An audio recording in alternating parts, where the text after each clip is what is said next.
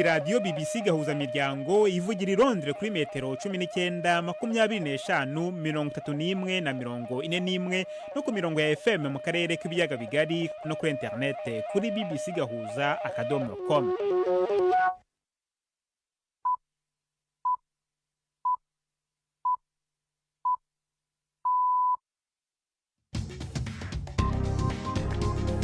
Ubu ni saa 10 n'igice ku isaha mpuzamahanga ya GMT, ni saa 12 n'igice ku isaha yo mu Rwanda no mu Burundi. Muri studio muri kumwe na Jacques Niyitegeka. Izi ni ingingo z'ingenzi zigize aya makuru. ONU iravuga ko abana bagera ku gihumbi bamwe bishwa abandi bagakomereka muri Gaza kuvaho Isiraheli yongeye kwagaba ibitero mu kwezi gushize. Perezida wa Repubulika ya Demokarasi ya Kongo yashinje umuryango mpuzamahanga kwirengagiza impfu z'abaturage babarirwa muri za miliyoni, avuga ko bishwe mu gihe cy'intambara zabaye mu burasirazuba bw'igihugu. Igipolisi muri Zimbabwe kiravuga ko cyataye muri yombi abantu 95 bashinjwa gushishikariza abaturage urugomo mu myigaragambyo isaba ko Perezida Emmerson Mnangagwa yegura. Twafite n'ikinamico urunana muri uyu mwezi. Ikaze muri aya makuru yo kuri wa kabiri turi ku itariki ya mbere z'ukwezi kwa kane.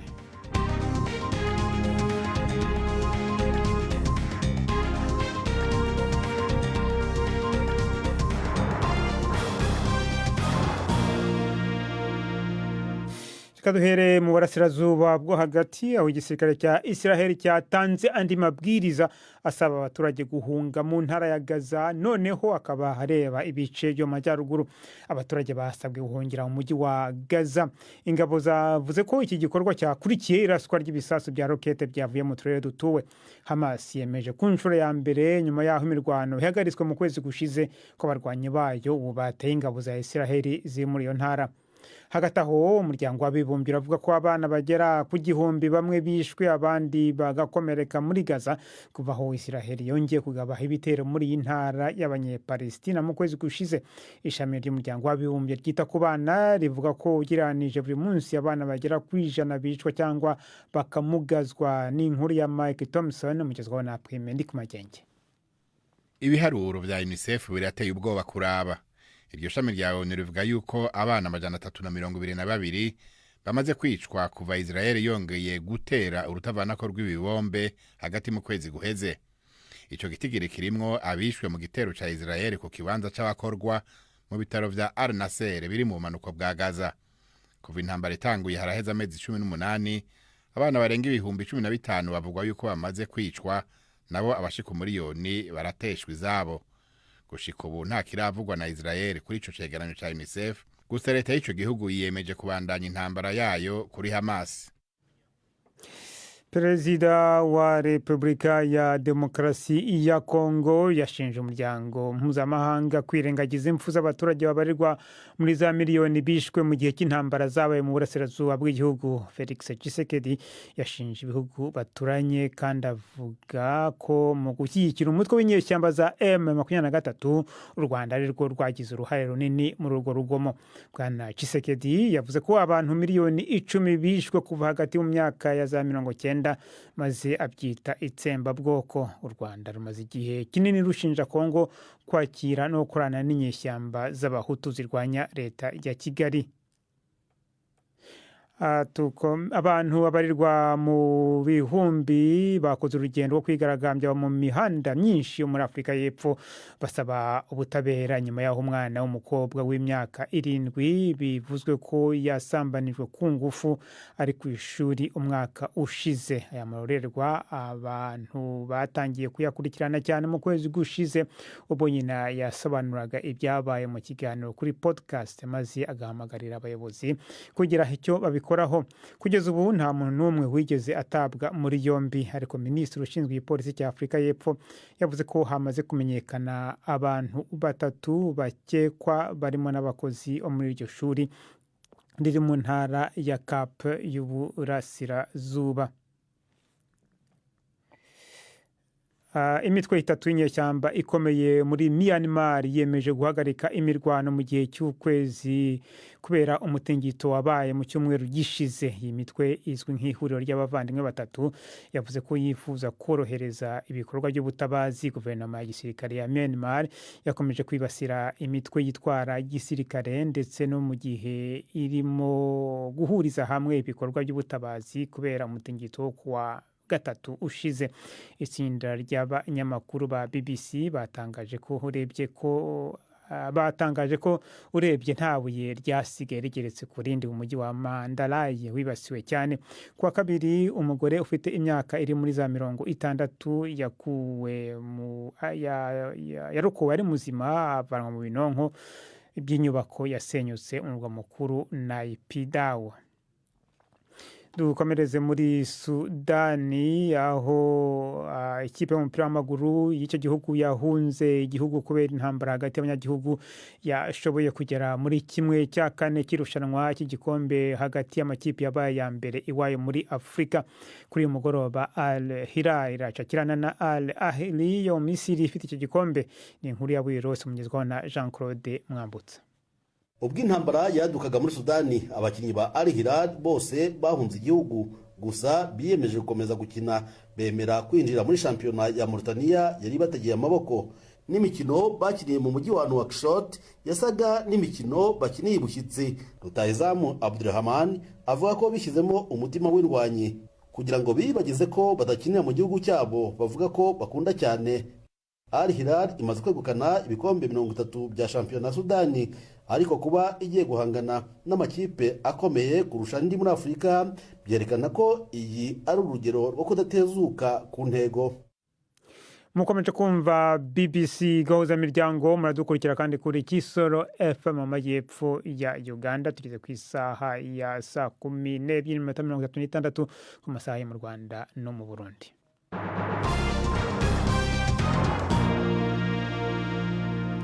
Komereze mu majyepfo ya Afrika, abantu benshi batawe muri yombi muri Zimbabwe kubera imyigaragambyo y'ejo hashize kuwa mbere. Ubushyamirane bumaze iminsi buri hejuru nyuma y'uko itsinda ry'abasirikare barwanye intambara yagiye Zimbabwe ku bwigenge barahiriye guhangana na perezida barega gushaka kuguma ku butegetsi kurenza manda yemerewe n'amategeko. Ni inkuru yashingaye nyoka uri iharare mugezwaho na Fenega Kwaya. Uyu munsi abantu 95 bitabye urukiko rw'ibanze baregwa icyaha cyo gushaka guteza imvururu muri rubanda. Igipolisi kiravuga yuko abo bantu bahuriye rwagati mu murwa mukuru wa Harare aho bari bateguye gukora imyigaragambyo yo gutuma umukuru w'igihugu yegura. Bararegwa yuko bateye amabuye n'igipolisi. Ejo amazu y'ubucuruzi menshi yari yafunze, abantu benshi baguma mu mago yabo kubera urwo ruhagarara rwa politike ruri mu gihugu. Ibyo byabaye nyuma yaho umwe mu bayobozi b'ishyaka riri ku butegetsi ahamagariye abantu gukora imyigaragambyo n'abahoze bari mu gisirikare bagakurikira kubera amakuru yavugaga yuko umukuru w'igihugu agiye kongera kwiyamamaza ku nshuro ya gatatu. Noneho tujye muri Tanzania, igihugu kizavugwa cyane mu rwego rw'umupira w'amaguru mu myaka 2 iri imbere, ubwo kizafatanya kwakira irushanwa ry'igikombe cya Afurika mu mupira w'amaguru ku nshuro ya mbere hamwe na Kenya na Uganda. Hari icyizere ko irushanwa rizaba icyitegererezo urubyiruko rufite impano mu mupira w'amaguru. Ariko iruvuma mu majyepfo ya Tanzania, umutoza umwe yamaze kwerekana ko afite imbaraga mu gihe ayoboye ikipe ye y'umupira w'amaguru nubwo afite ubumuga bwo kutabona kuva akivuka. Ni inkuru ya Alfred Rastek. Tubasubiramo mugizweho na Prudence Ngyumva. Dribble. Kuri benshi umupira w'amaguru ugendera ku guhamya no guhindukira bwangu mu kibuga, ndetse abasesenguzi bawo iyo bavuga ku bakinnyi kenshi bakoresha ijambo icyerekezo cyangwa imboni vision. Ariko kuri Priva Ngonyani, umutoza ufite ubumuga bwo kutabona akaba atazi nuko baro isa, uyu mukino usobanuye byinshi ku buryo bwimbitse. Mimi binafsi kweli nshobora kuba ntareba, ariko amatwi yanjye yo aratyaye. Ibyiyumviro byanjye biracyari byose. Ibi bituma menya ukina neza ndetse n'udatanga umusaruro uhagije. Nubwo atabona kuva yavuka, amaze imyaka 10 atoza ikipe Mfaranyiki City FC mu murenge uri mu cyaro, igihe ikipe yari mu bikorwa byo gukusanya inkunga yo kwifasha. nibwo abakinnyi basabaga ko afata imirimo yo gutoza. Rogatus Mbawala ni kapiteni w'ikipe. Kile kitu anachokitoa kile dukurikiza ivyo atubwirije, ntidufatira ku bumuga bwiwe kugira duce kubiri n'ivyo umumenyereza adusaba gukora. Iyo atubwirije ivyo dukora, ndakora nk'ukurikirana ibiriko birakorwa mfatanije nabo turi kumwe mu mugwi.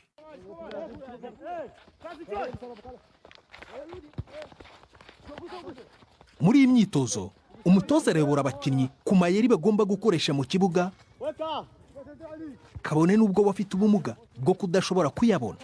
Uyu mutoza avuga ko kumva kwe byamufashije kuba umunyamwuga. Ashobora kumva abakinnyi ndetse n'abamwungirije mu batoza ku ntebe, kandi ibyo bigatuma agera ku ntego ze. Ndetse yari no kuvuga abakinnyi be babanga amatwi bitonze. Wao wenyewe wamenichukulia mimi ni mwalimu. Abakinnyi banje bambona nk'undi mutoza wese. Rero iyo ngize umukinnyi shyiraho igitsure arabyemera kuko bamfitiye icyizere.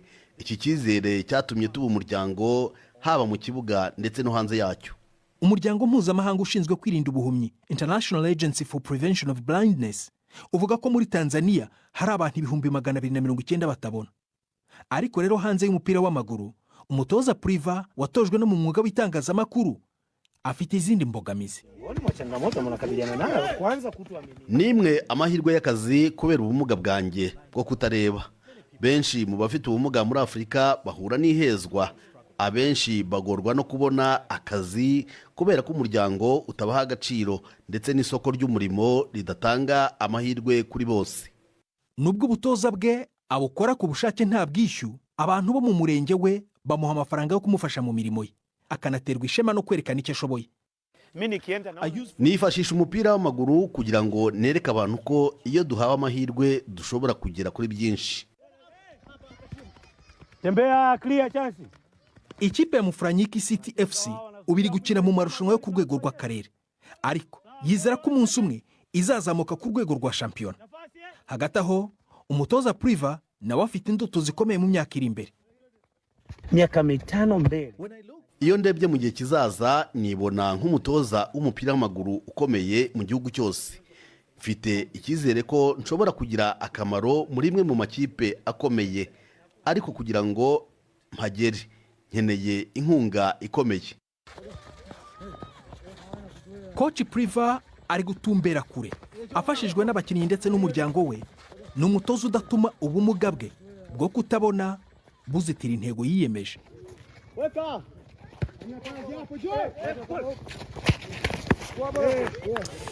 tugaruke gato ku mugabane w'Iburayi. Finland yavuze ko izaba amasezerano mpuzamahanga agenga ibisasu bya mine.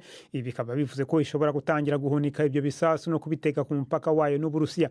Ibihugu birenga 160 byashyize umukono ku masezerano ya Ottawa abuza ikoreshwa ry'ibisasu bya mine, ariko Minisitiri w'ingabo w'igihugu cya Finland yavuze ko ibyo bisasu ari uburyo buhendutse bwo kurinda igihugu. Mu kwezi gushize Pologne n'ibihugu bikora ku nyanja ya Baltique bya Estonia, Latvia na Lithuania nabyo byavuze ko bizava muri ayo masezerano kubera ko Uburusiya ngo bukomeje kubangamira umutekano wabyo.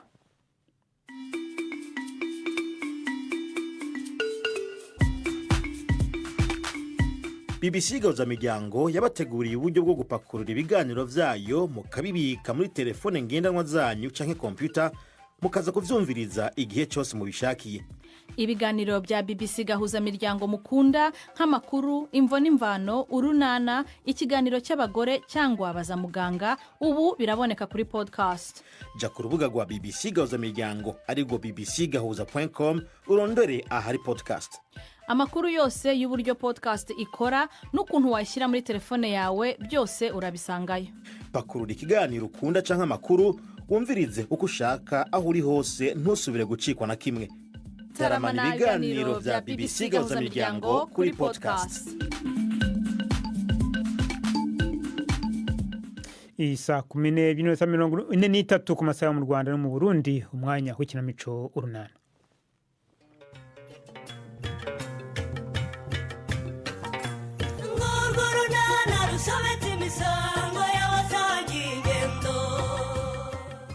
Bombori yubuye kwa Stefano. Honorine wari butswa kwita ku buzima bw'umwana we no gukurikirana imikurire ye. N'urunana. Yego mwana wabuze se. mwa ndeme uravaho ukajya ndi hano. Gwiki uri hano uvuye hese kandi ujya hehe? Naraye hano. Uvuze ngo iki ndeme? Wewe waraye hano wahageze ute? Naraye nzanye na papa. Ndasaze ni mama y'Imana ndasaze. Stefano ari Stefano. Simbizi. Ariko wakane we ntujya wumva. Ni gute bakugaruye hano ubizi neza ko ari ngiye wakwisubirije kwa nyoko? None se ko mama adahari? Ibyo se birandeba. Abantu nka Nadine umuntu azabagira ate koko? Nadine arahabwa inkunga y'ingoboka ihabwa abagore batwite. Nadine aracuruza amandazi. Nadine akodesherezwa inzu. Ni gutana ni gusangira n'umwana we duke afite koko akamunyoherereza bene akakagene. Ngiye simbishaka. Mama azajya kubyarerega niyo mpamvu papa yanze. Azajya kubyarerega niyo mpamvu papa. Ndavuze ngo bagusubize kwa nyoko. Niba azajya kubyara muzajyane. Nta soni. Simbizi. Ibyaha byose ni simbizi. Nta soni. None se ko nabizi. Ndeme. Ngiye muri koperative hose agarukira. Umubwire ko nagushaka hano. Uranyumva neza? Yego. Umubwire gusubiza aho yarayagukuye. Uranyumva neza? Singusange hano.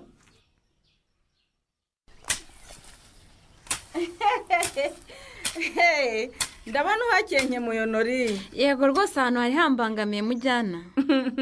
Ni byiza rwose kwita ku isuku yaho utuye nori.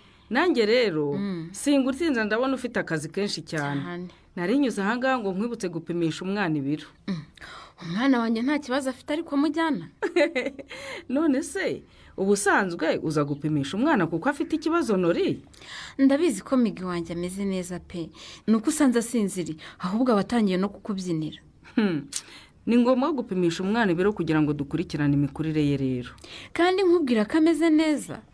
Ikindi kandi mwitaho nkamugaburira indyo yuzuye nk'uko mwabitubwiye. Isuku nkayitaho ubwo ko kurumva ari ngombwa ko nza kumupimisha. Ni ngombwa cyane nori.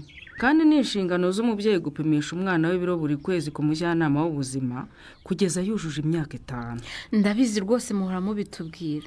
Ariko ngiye rwose ndabibona ko umwana wanjye akura neza mujyana. Kandi inama mutugira zo kumugaburira indyo yuzuye harimo n'ibikomoka ku matungo. Ngakomeza no kumwonsa ngenda byubahiriza. Niyo mpamvu numvaga rwose nasiba nka 3. Ikiza rero ni ugupimisha umwana buri kwezi ukamenya ko yiyongera cyangwa atiyongera. Kuko umwana ufite ubuzima bwiza yiyongera buri kwezi. Kandi nta kindi cyabikubwira uretse kuza kumupimisha kugira ngo ukurikirane imikurire ye. Ndabyemeye rwose mujyana. Ndabizi ko dushakira ibyiza kandi byatuma abana bacu bakura neza bafite ubuzima bwiza. Nzabyubahiriza nkurikirana imikurire y'umwana wanjye rwose. Ni byiza cyane kuko iyo dusanze hari ikibazo mu mikurire ye tukugira inama bigakosoka. Tureba niba adasubira inyuma kugira ngo dukurikirane imikurire ye cyangwa ko akura ku kigero gikwiye. Nanjye rwose se ko nshaka ko umwana wanjye akura neza mujyanama. Nta kibazo rwose sinzasiba kuza kumupimisha buri kwezi. Ikindi rero cyangenzaga kwari ukureba ko mwakosoye ikibazo nabonye hano ubwo mperuka ahangaha. Ikihe kibazo se kandi mujyana? Ndaje nyikubwira nori. Ya baba. Burya ntacyo mwabikozeho nori. Ariko rero mujyanama rwose rero nawe ibintu rwose turagerageza isuku tuyitaho kandi rwose ibi bintu wagera ku isuku gute ugifite uriya musarani umeze kuriya koko nori.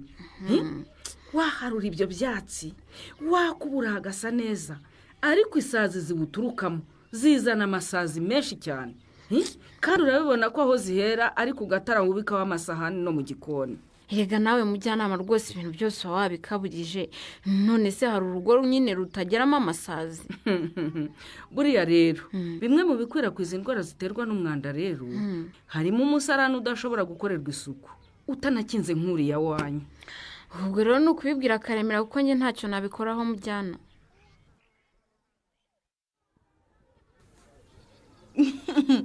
Umva ye erega uritanguranywa rero ngo ntakubaza usigayo. Ni ukuri wagira ngo niwe utabinyarurembo nyirane. Wese urahaba Felicia? Ndahari pe. Nta nubwo ushobora kwira nageze hano mu isanire. Nge rero mpagira gake gashoboka kuko sinshobora kuva mu rugo nta mpamvu ihanzanye. Ese ukumva kwiburisha bizakumarira iki we? Ntuheruka no mu rugo gusura Mutesi na Benita. Akazi ko mu rugo kwa Mugisha se shahu ugira ngo umuntu ntakirirwa amakirirwa yizenguruka bukamwiriraho. oya rwose nta bintu byo kwigira umukobwa wo mu gikari. kariho muco mama wawe yantoje akiriho se. nibyo disi kandi warakuze kumwumvira. none se we ko karabu umunsi munyi isinziriye ibiruko bikaba bigiye kugera. si ibyumweru bibiri byonyine bazamarara. nubwo ari bibiri gusa ariko twari dukwiye kugira icyo dukora nyirane nubwo nyese udashobora kuboneka. nyese we twese tuzi ibibazo yigiriye. turabizi rwose kandi ikibazo cye kirumvikana n'undi wahora n'ikibazo yahuye nacyo byamubaho. ubwo rero n'igihe nawe tugomba kugira icyo dukora cyane ko ibihe byo kwibuka jenoside yakorewe abatutsi mu 1994 byegereje. ni ukuganira n'ubuyobozi tukamenya icyo tugomba gukora nk'urubyiruko mu rwego rwo kwibuka twiyubaka. yego Felicien ni ukwegera ubuyobozi tukamenya ibikorwa bizakorwa mu gihe cyo kwibuka hanyuma natwe nk'urubyiruko tukabigiramo uruhare. ahubwo nubwo nyese afite ibibazo ndumva tugomba kumenyesha gahunda twumvikanye nyirane. yego kugira ngo anatugire inama cyane ko ari we mukuru muri twe abagize club y'urubyiruko munsi y'umunyinya. ariko rero ko muri iyi minsi ataboneka uko bisanzwe twamugisha inama y'icyo twakorana n'urubyiruko mu biruhuko n'icyo twafatanya n'ubuyobozi mu bihe byo kwibuka. yego ndumva nyese atabura icyo atumarira.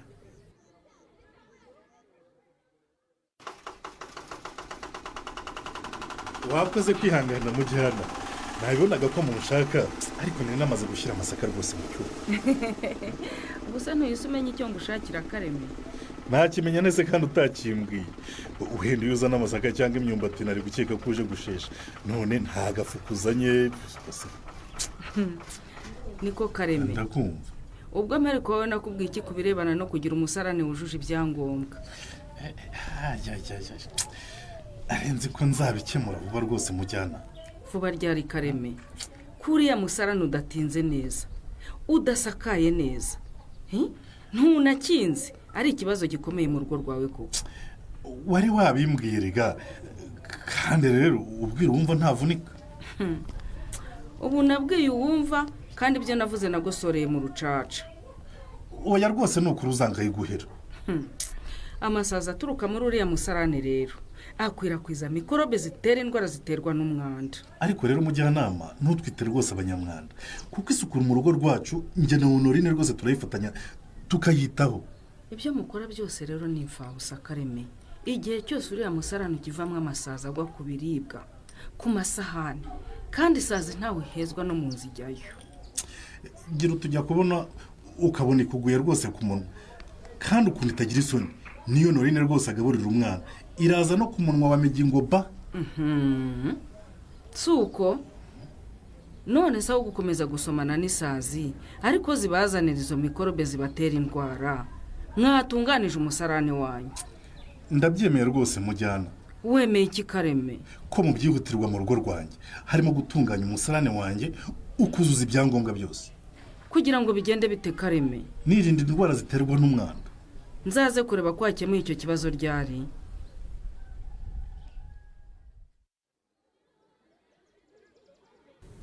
kuki umbonye hano ukavuga ko wikanze se Felicien? ni ukuri biranganza ariko ibintu ntanshimishijanye. nyuma y'imvura nyinshi isi izuba ntiriva Felicien? cyane pe nishimiye ko nsanze ufite morale nka mbere. none se nye Karame gahunda z'ubukwe na n'ubu ntacyo Chris arakubwira? ko numva ibyo biganiro ntabishaka se. erega njye n'urundi rubyiruko kugeza ubu turacyategereje ko mutubwira itariki mwabwimuriyeho. mukomeze mutegereze rero kuko nanjye sinabona icyo nkubwira rwose. ahubwo rwose niba hari ibindi ushaka ko tuganiraho tuba ari cyo kiganiro tugirana ibindi tubireke. ok si ubwo niyo washaka ko tuganiraho Felicien? nemeye kureka ibiganiro bigusubize inyuma nye. urakoze cyane. aho ubundi rwose urubyiruko twarakubuze kandi turagukeneye cyane. uhora ariko buriya mba nizeye ko uhambereye pe. urabizi ko ibiruhuko bya pasika byegereje ariko. ndabizi cyane. muri ibyo biruhuko rero ni nabwo dutangiramo ibihe byo kwibuka jenoside yakorewe abatutsi mu 1994 kandi niwo usanzwe udufasha kumenya ibyo tuzakora muri icyo gihe cyo kwibuka. ese ubu noneho wowe na Nyiraneza Patrick Benitana na Bayishimwe n'urundi rubyiruko ntimwamagarira noneho Felicien? kuki ushaka ko tuguhagarira kandi uhari ariko? nshobora kuba mpara ariko ntari Felicien kuko rwose ntakubeshye amarangamutima yanjye ntameze neza pe. ndabizi cyane. nuko rero nta kindi nkora kidasanzwe ni ugukorana n'ubuyobozi bw'inzego z'ibanze ugiye ku kagari ndabizi ko bakwakirana yombi si na ngombwa ko ujya ku kagari rega Alphonse arahari nk'umuyobozi w'umudugudu mwamwegera akabafasha numva se ko umuntu mukuru aba ari umuntu mukuru njye na Nyiraneza ibyo kwegera ubuyobozi twabitekerejeho ariko ntitwigeze twibuka ko twakwegera Alphonse amakuru yose rero aba ayafite nuko musanga mukamubaza icyo mukeneweho nk'urubyiruko mu bihe byo kwibuka aho imbaraga zanyu zikenewe bakahababwira mugatanga umusanzu wanyu pe. urakoze cyane nye kugira ngo subwo ntutugiriye inama ndahita mpamagara Nyiraneza tubitegure da.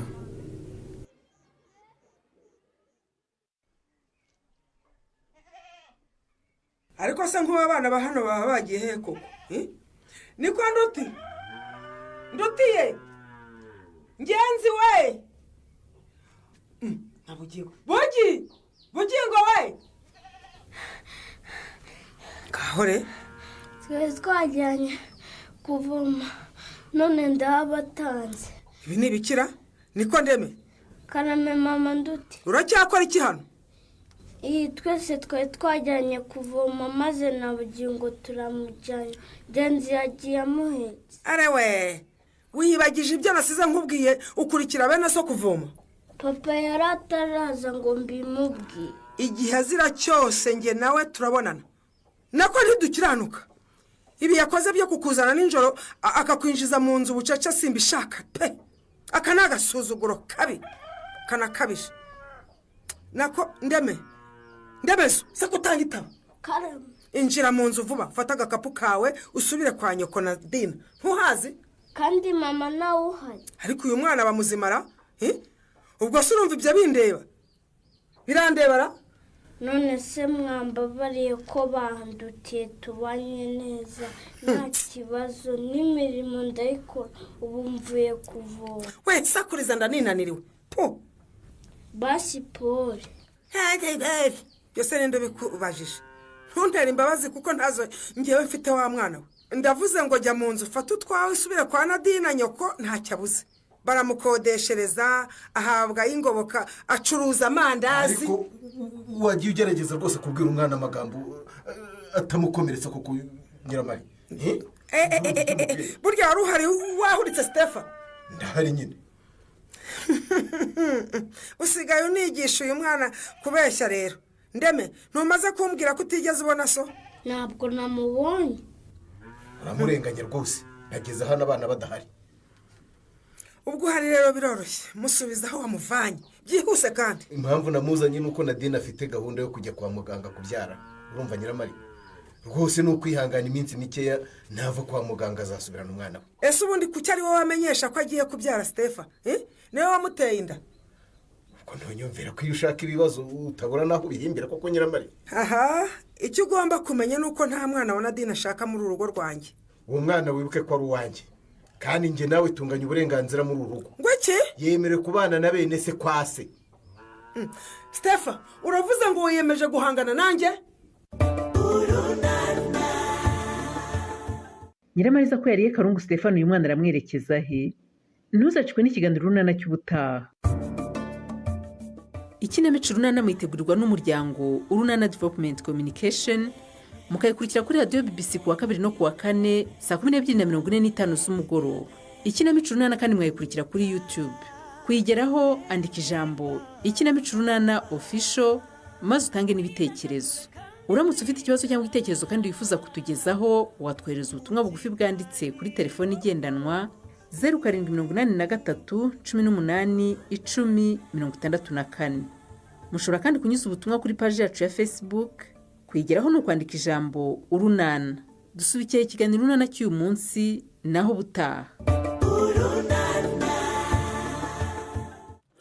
barakoze bagenzi bacu mu kinamico Urunana ni rero bashoje amakuru yacu yo kuri uyu wa kabiri tariki ya 2 z'ukwezi kwa 4 na makuru yarahagariwe na Prudent Sengiyumva andi makuru mutumvise hano kuri radio mushobora kuyasanga ku rubuga rwacu rwa internet ni bbcgahuza.com amakuru kuri radio azagaruka ku munsi w'ejo ku isaha ya saa 12:30 ku masaha yo mu Rwanda no mu Burundi. Mwakoze cyane guhitamo BBC Gahuza Miryango.